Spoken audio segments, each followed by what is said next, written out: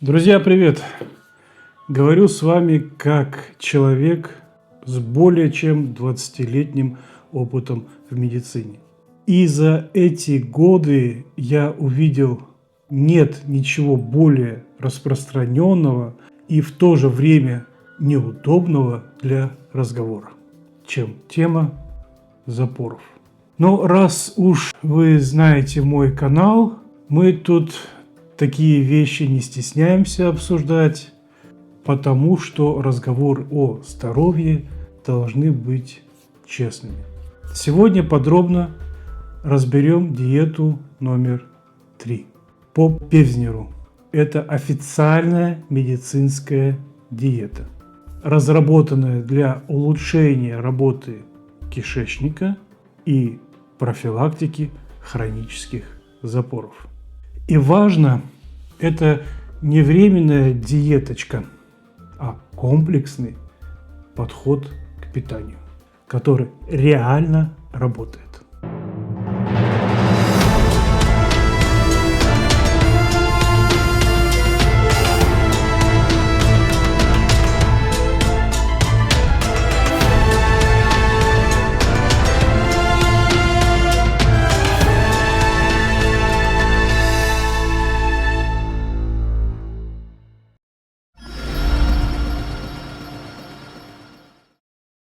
Диета номер 3 применяется, когда кишечник работает замедленно, когда человек ведет сидячий образ жизни, мало пьет воды, ест нерегулярно или увлекается тяжелыми продуктами. Многие удивляются, насколько часто запоры. Не болезнь, а просто неправильная комбинация питания, режима и воды.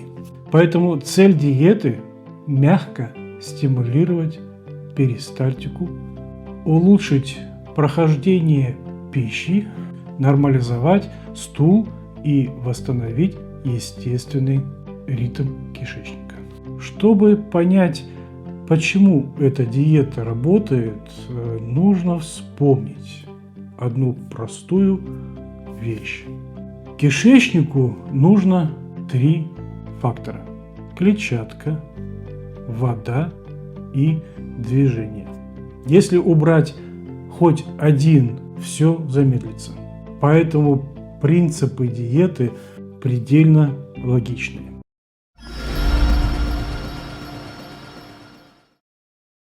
Во-первых, мы увеличиваем количество клетчатки, овощи, фрукты, цельные крупы. Клетчатка работает как щетка, помогает двигать содержимое кишечника и нормализует стул. Во-вторых, увеличиваем количество жидкости. Без воды клетчатка превращается в кирпич. Звучит смешно, но пациенты именно так и описывают ощущения. Поэтому 1,5-2 литра воды в день – это не прихоть, а обязательная часть. В-третьих, добавляем продукты, которые мягко стимулируют работу кишечника. Свекла, чернослив, курага, овсянка, растительные масла. Четвертый принцип – мы уменьшаем продукты, которые тормозят пищеварение. Это жирное, жареное, избыточно крахмалистые продукты, белая сдоба и сладости. Пятый принцип – питание дробное, 4-5 раз в день. Когда человек ест редко и большими порциями, кишечник реагирует медленно. А когда питание равномерное, перистальтика работает стабильнее. И да, кофе в этой диете можно. Но главное без сладких булочек, иначе вместо запуска мы получаем эффект ручника.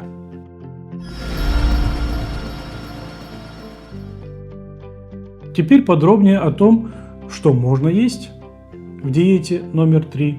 Основной упор делается на овощи. Подходит морковь, свекла, огурцы, капуста, кабачки, помидоры, салатные смеси.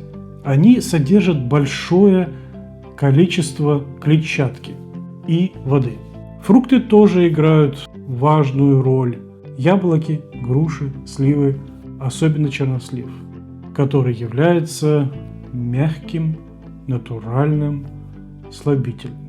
Подойдут также курага, инжир, финики, но в умеренных количествах. Из хлеба лучшее выбрать цельнозерновой, ржаной или хлеб с отрубями. Это важно, потому что именно цельные сорта содержат грубые волокна. Крупы – отличный помощник. Овсянка утром работает как идеально. Она мягкая, обволакивающая и улучшает пищеварение. Гречневая каша – универсальный вариант. Перловка – отличная клетчатка, но ее надо готовить правильно, чтобы была мягкой. Кисломолочные напитки тоже полезны, особенно кефир. Суточной или двухсторонней выдержки, который способен улучшить микрофлору и стимулировать стул.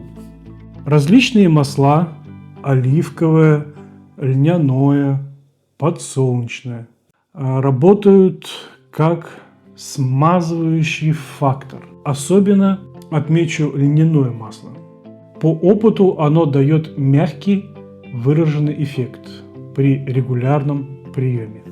Различные легкие супы, овощные на нежирном бульоне. Рыба, курица, индейка подходят, но в вареном или тушеном виде. И обязательно салаты. Желательно каждый день. Например, классика. Салат из капусты с морковью, растительным маслом и каплей лимонного сока. Это простая комбинация, но она действительно улучшает стул.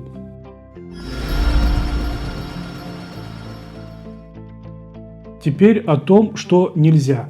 Самый главный враг – свежая сдобная выпечка.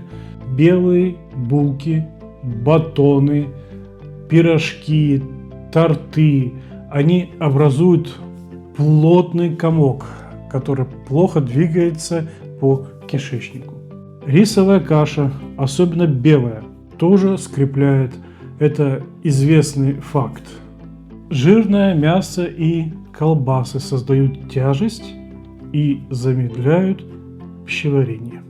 Жареные блюда раздражают кишечник, вызывают спазмы. Крепкий чай и кофе в больших количествах могут вызывать обезвоживание. Обезвоживание автоматически ухудшается стул. Алкоголь, особенно крепкий, тоже обезвоживает и усиливает проблемы. Продукты с повышенным количеством крахмала, избыток картошки или кисели делают стул плотным и медленным. Поэтому на время лечения их лучше ограничить.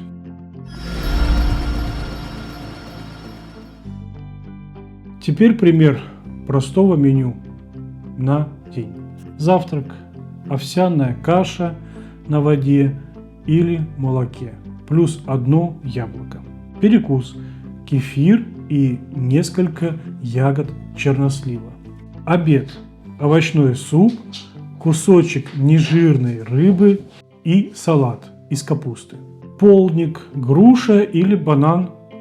Ужин – гречка с тушеными овощами, например, со свеклой или кабачками. При желании можно добавить ложку растительного масла. Эффект будет мягче и лучше. Чтобы результат был стабильным, важно избегать типичных ошибок. Первая ошибка. Человек начинает есть много клетчатки.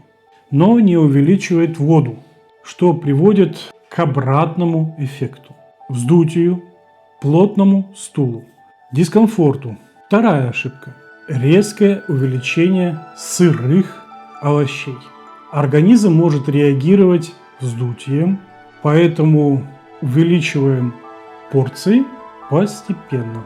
Третья ошибка – ожидание результата через день. Работа кишечника – это не быстрый марафон, а система, которая восстанавливается постепенно. Нужно минимум несколько дней, а иногда недели, чтобы почувствовать стабильный эффект. Теперь, кому диета номер 3 не подходит?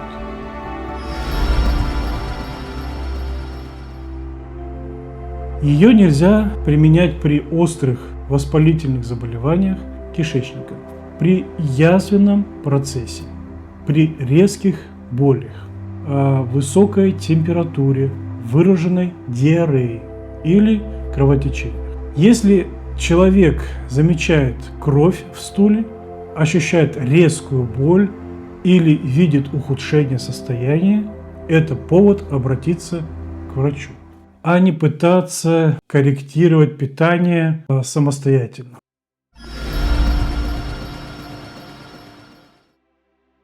В целом, диета номер 3 – это один из самых простых, понятных и логичных способов помочь кишечнику. Она не требует дорогих продуктов, не заставляет голодать, не ограничивает жестко. Это рацион, который подходит большинству людей и формирует правильные пищевые привычки. Если практиковать такую систему хотя бы 2-3 недели, кишечник начинает работать стабильнее. Самочувствие улучшается, уходит тяжесть и появляется легкость. Если вам интересны другие лечебные диеты или разбор конкретных ситуаций по питанию, пишите в комментариях. С удовольствием сделаю продолжение. Берегите себя и здоровье своего кишечника.